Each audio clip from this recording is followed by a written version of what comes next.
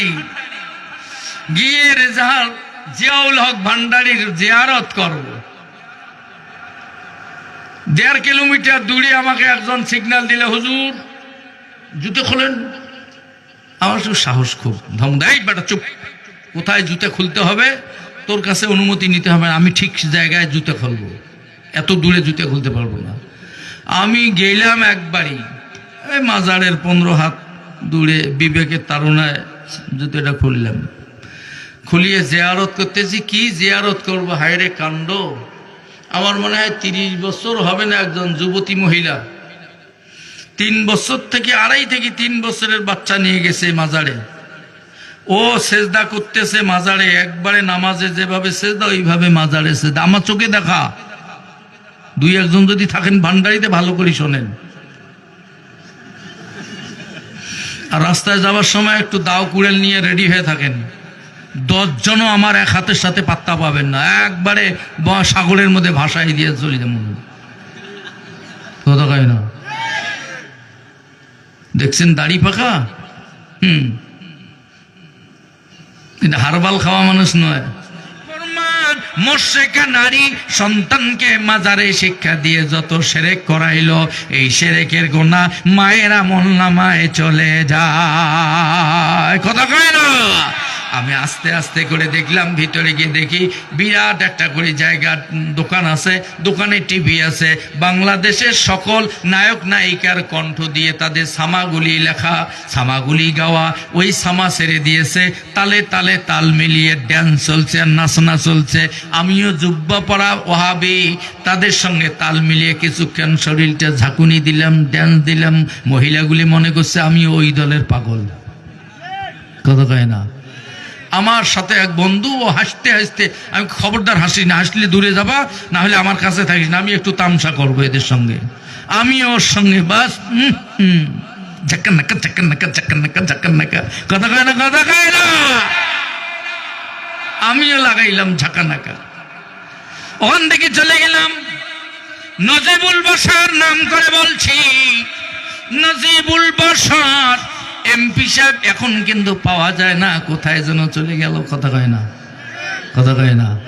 ওয়াজও তো পাওয়া যায় না, আত্মগোপন নাকি মোরাকাবায় আছে, কবরের মোরাকাবায়, পাহাড়ের ভিতরে মনে হয় মোরাকাবায় বসছে। আল্লাহর বান্দা, চোরের মন পুলিশ পুলিশ, দুনিয়া চোর বাটপার পালায়, কিন্তু দুঃখ লাগে রে আল্লাহর বান্দা, বাইতুল মুকাররমের খতিব পালায়, এটাই আমার চিন্তায় জীবন বাঁচে না। কথা কয়, চোর পালায়, খতিব কেন পালায়? বুঝা গেল চোরের সাথে খতিব চোর হয়ে গেছে। কথা কয় না, কথা কয় না, কথা কয় না। যার সাথে এবার কিরে কি একটা কথা কয় না, সৎসঙ্গে স্বর্গে বাস, অসৎ সঙ্গে সর্বনাশ। খারাপের সঙ্গে খতিব থাকতে থাকতে খতিবও ভাগ বটরা নিয়ে পালাও। কয় না, কয় না। হায় হায় হায় হায়। মুসলমান গেলাম নজিবুল বশর সাহেব, আরো অনেক জায়গায় গেছি, শুধু মাজার আর মাজার, সেজদা আর সেজদা। লাস্টে গেলাম বশর সাহেবের সঙ্গে দেখা করার জন্য। গিয়ে দেখি 1 লাইন পুরুষ আর 1 লাইন মহিলা। মহিলা লাইনটাকে মুরিদ করাইতেছে, পালকির মতো চেয়ার আছে, একবারে স্ট্রেট কাট, এইভাবে পা লম্বা করে দিয়ে বসা। বিস্তারিত বলার সময় নাই।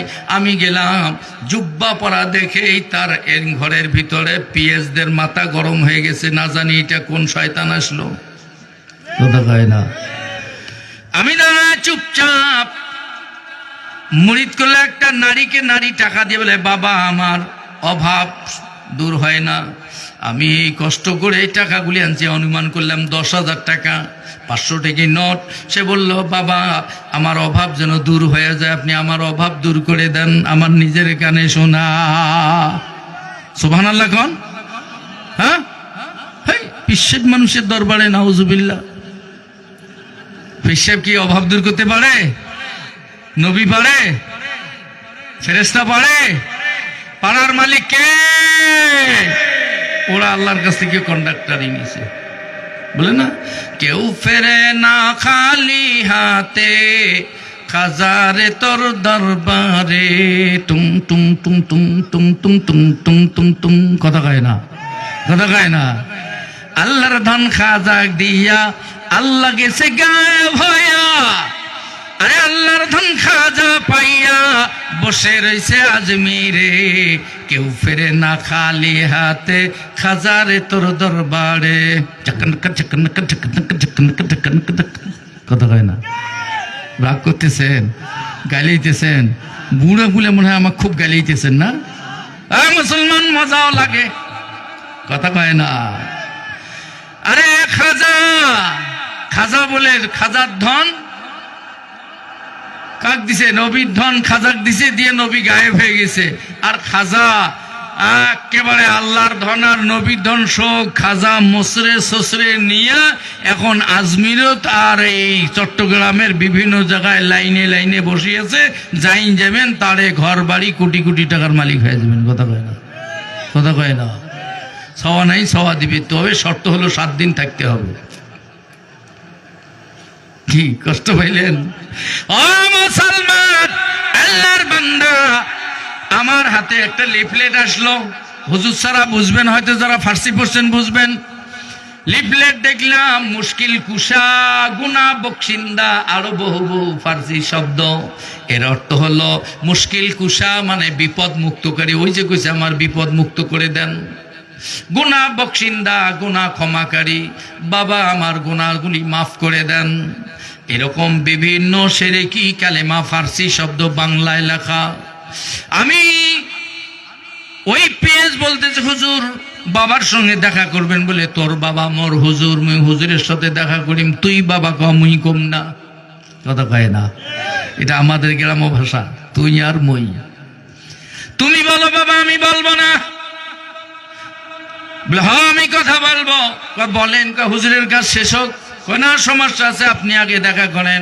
আমি দেখা করা সিরিয়াল নিয়ে সালাম দিলাম, মুস্কি হাসি দিয়ে হাতটা বাড়াই দিল, মুসাফাও করলাম। আমাকে বললেন কোথা থেকে আসছেন? আমি বললাম একটু মায়াবী সুরে, হুজুর রংপুর থেকে বহুদিন ধরে আপনার দরবারে আসার জন্য আমার কলজেটা শুকি খান খান হয়ে গেছে, কিন্তু আসতে পারি না। আজকে আসলাম অনেক বুক ভরা আশা নিয়া, কিন্তু এসে আপনার লিফলেট পাওয়ার পরে আমার মাথার মগজগুলি টকবক টকবক করছে, আমার অন্তরের মধ্যে কনফিকশন। বলে কি কনফিকশন?